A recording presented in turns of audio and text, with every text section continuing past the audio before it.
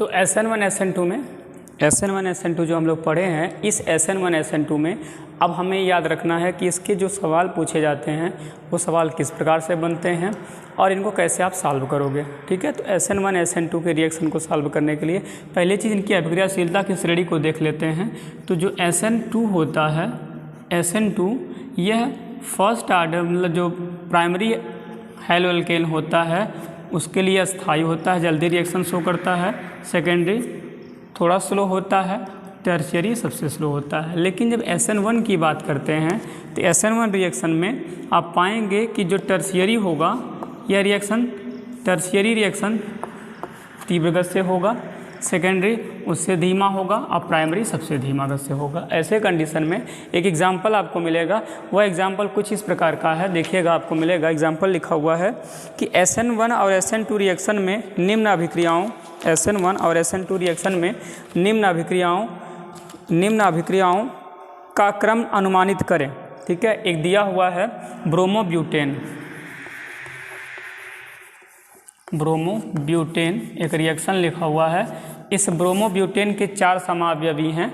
ठीक है, समावयवी कुछ इस प्रकार के हैं, देखिएगा। पहला समावयवी लिखा हुआ है CH3 single bond CH2 single bond CH2 single bond CH2 Br, एक हो गया। इसी पे दूसरा अगर देखा जाए तो दूसरा समावयवी कुछ इस प्रकार का है। समावयवी लिखा हुआ है CH3 single bond CH2 single bond CH single bond Br single bond CH3। तीसरा लिखा हुआ है CH3 single bond CH single bond CH3 single bond CH2 single bond Br। और लास्ट वाला रिएक्शन लिखा है जो फोर्थ है आपका, चौथा वाला जो इसका दिया हुआ वो इस प्रकार से कुछ है CH3 single bond C single bond CH3, मतलब यहाँ पे टर्शियरी बनाना है आपको, single bond CH3 single bond Br। ठीक है, इस प्रकार से कुल 4 हैलोअल्केन्स दिए हुए हैं। इनमें आपको SN2 और SN1 के आधार पर मतलब अनुमानित करना है कि रिएक्शन का क्रम क्या होगा। तो रिएक्शन के क्रम को अनुमानित करने के लिए हम लोग क्या करेंगे, देखेंगे पहले कि कौन प्राइमरी है, कौन सेकेंडरी है, कौन टर्शियरी है। अगर ये पता चल जाए तो आसानी से हम लोग इसको कर सकते हैं। इसमें कुछ है नहीं तो आप देखेंगे ये वाला कैसा दिखाई दे रहा है, CH2 है, तो बोलेंगे ऐसा बाबू ये प्राइमरी है, इसको नाम दे दीजिए आप एक, प्राइमरी करके नाम दे दीजिए एक।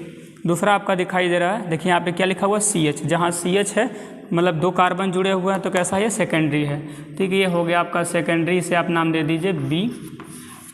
तीसरा देखिएगा यहाँ पे CH2 फिर दिख रहा है। ठीक है, ब्रांच बढ़ा हुआ है, ब्रांच बढ़ा हुआ, ना कि ये अपने प्राइमरी सेकेंडरी में कन्वर्ट हुआ है, केवल ब्रांच बढ़ा हुआ है। तो ये भी आपका जो है प्राइमरी ही है और इसे आप नाम दे दीजिए C।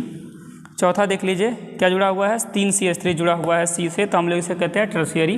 अगर ये टर्शियरी है तो टर्शियरी लिख करके नाम दे दीजिए इसको D। अब SN2 SN1 पर चलते हैं, इसको लेकर के SN1 SN2 पे लेके चलते हैं किस प्रकार से रिएक्शन शो करेगा, और जो आपको पढ़ाया गया है बताया गया उसके आधार पर करके देख लो। ठीक है, SN2 में प्राइमरी सबसे आगे रहेगा, तो प्राइमरी आपका ये दिखाई दे रहा है। अगर SN2 पे अगर रखा जाए, SN2 पे रखा जाए के अनुसार रखें आप, तो आपको मिलेगा A।